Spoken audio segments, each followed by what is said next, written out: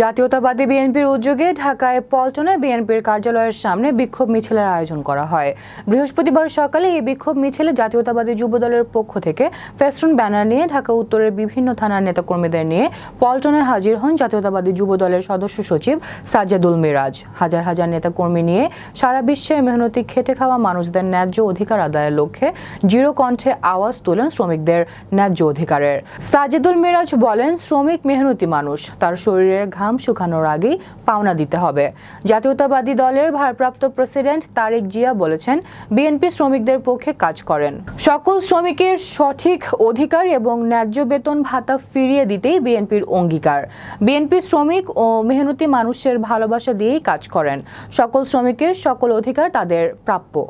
আমরা এই 16 বছর এই আন্দোলন সংগ্রাম করে আমাদের দলের নেতা কর্মীরা গুম হয়েছে, খুন হয়েছে, বিচার বহির্ভূত হত্যাকাণ্ড হয়েছে।